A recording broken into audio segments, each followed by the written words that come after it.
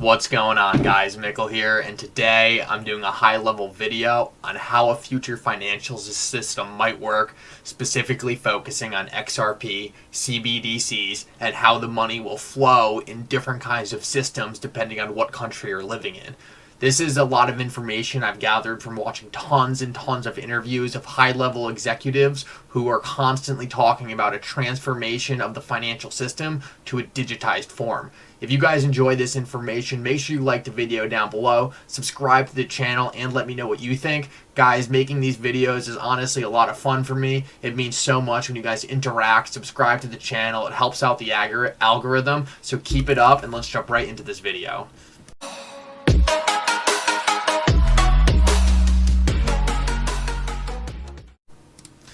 Alright, well guys, I'm not sure if I'm proud or embarrassed to say that this is what I did in my free time tonight, but let's jump right into it because I think this is really going to help you understand how CBDCs, how private currencies, and how XRP are all going to interact in a future financial payment system. This is all about the internet of value, and I got all this information from listening to hours and hours and hours of interviews of executives from high-level companies talking about what their vision, what they're building, and how it's all going to interoperate when they remake the financial system to essentially be built directly into the internet.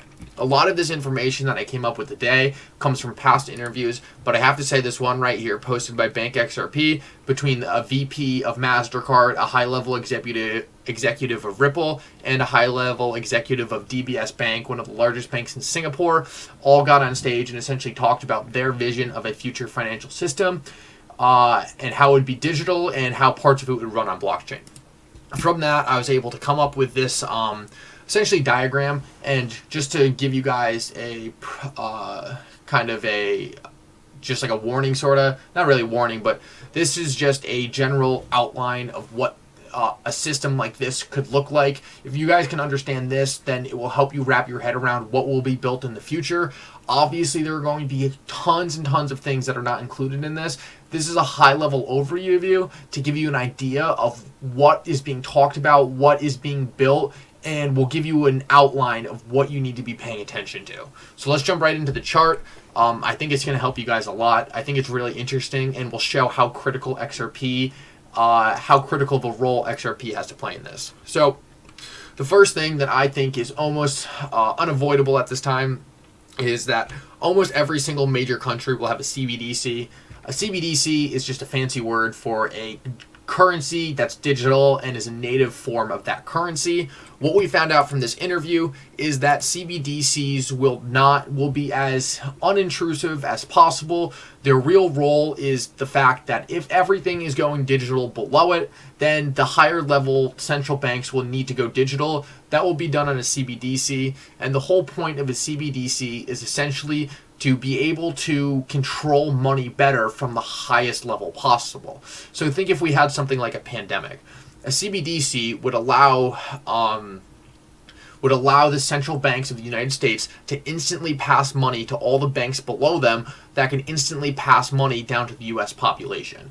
This is really important because it allows money to flow with much less friction in the systems, in the localized systems. So this is essentially going to be its own closed loop, the US CBDC, and everyone in the US would essentially be running on this US CBDC. It would allow the central bank to easily control monetary policy, whether they wanted high or low interest rates. They could print or delete money at will, and as scary as that sounds, it's really where we're headed in the future. And if all the other lower layers start adopting these forms of currency, then the central banks will have to too, and I believe this is almost a given.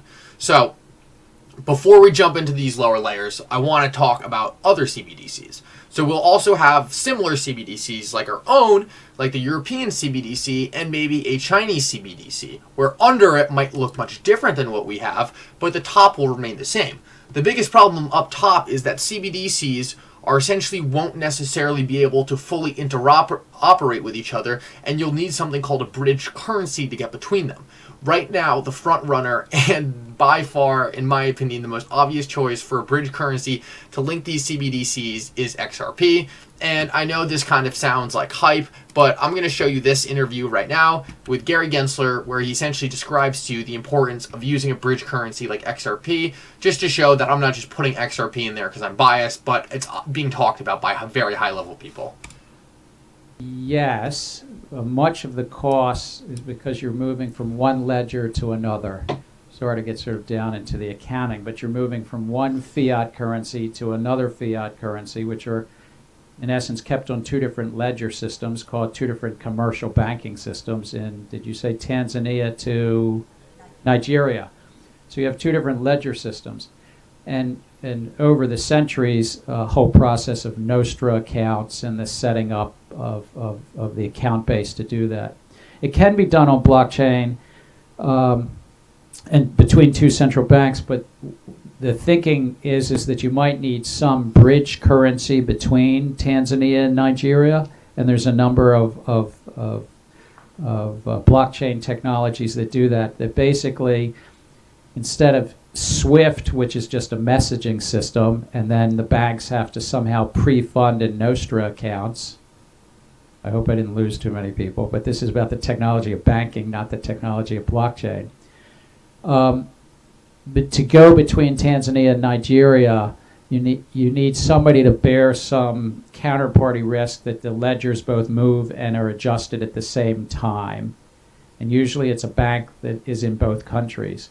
You could use blockchain, but the current thinking is you need a bridge currency in between, and that bridge could be a stable value that's backed by the U.S. dollar or the euro. It could be a currency even like Ripple has an alternative. It's just piloted in May, so it's kind of funny that the guy suing Ripple right now for the SEC sounds like a spokesperson for Ripple and XRP talking about a bridge currency. Anyway, obviously, I'm just not making this up. It's very high-level people understanding that you need a bridge currency to be able to link these CBDCs, a trustless way to transact value between all of these in the most cheap and efficient way possible. You could not... Essentially, a bridge currency is necessary to bring this whole process together because it's a trustless system in the middle.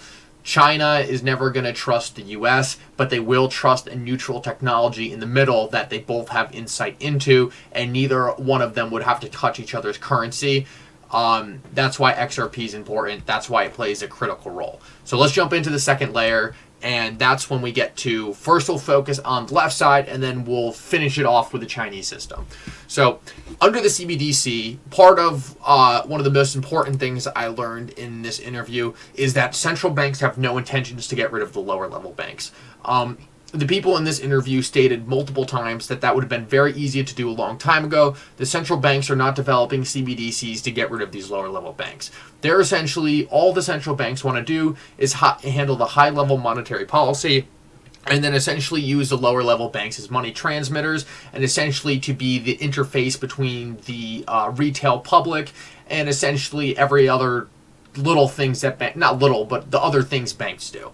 So between bank to bank, essentially banks will likely have their own internal virtual currency, like such as JP Morgan coin, or maybe there'll be a Goldman Sachs coin. But just like the big countries up top won't trust each other with CBDCs, the individual banks won't trust each other either. So what's interesting about that is maybe banks between each other might transfer money on the US CBDC, but I think it's also very likely that banks between different countries would also run on the XRP ledger. For the same reason the countries wouldn't trust each other, you have similar issues with banks on a lower level. They need a neutral bridge currency to be able to transact with each other, and that's where a currency like XRP comes in. It's very fast, very efficient, it's neutral, so anyone can trust it, and it's essentially going to be a standard for payments. So banks in the same country might interoperate on the CBDC, they might interoperate on XRP, or they might interact on some other token, maybe like USDC. it doesn't really matter because essentially it's just moving value from point A to point B. But when you're in the same US system, as long as the two banks trust each other to amount, it doesn't really matter what they use. If they don't trust each other, they could use something like XRP. I think once you're going cross borders, you automatically start using something like XRP. Anyway, let's jump down to the next level. The banks will be able to issue the CBDC money directly to the US population. Once the US population has it, they can do anything they want with this money. So, say a US citizen wants to go into DeFi, and that's why I did payment provider in general. We'll call DeFi payment providers, we'll call MasterCard payment providers, we'll call anyone that a US retail might want to do with their money a payment provider, just because I couldn't put a million different boxes on the screen. So, what the US population will be able to do is take this CBDC money that went to the banks and then given to them by the banks. And when I say given to them by the banks, I mean that they earned a wage. The banks are paid by the people's company, or given the money by the people's company, and then the company gives the money to the people. And under an electronic system, this could all be done instantaneously in fractions of a second.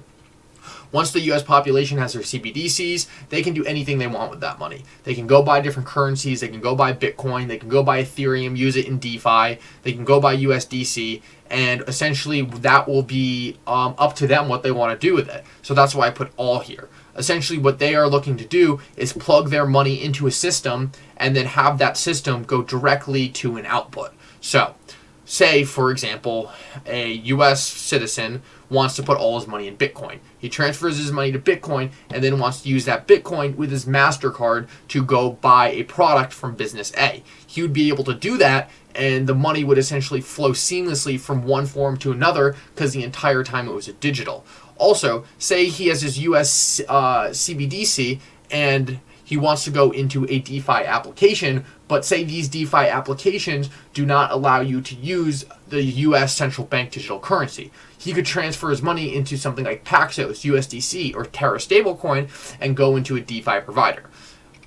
If we look and flip this around, I envision most countries that have a free market system to have a similar model to this. There's a CBDC that essentially runs down a line from the top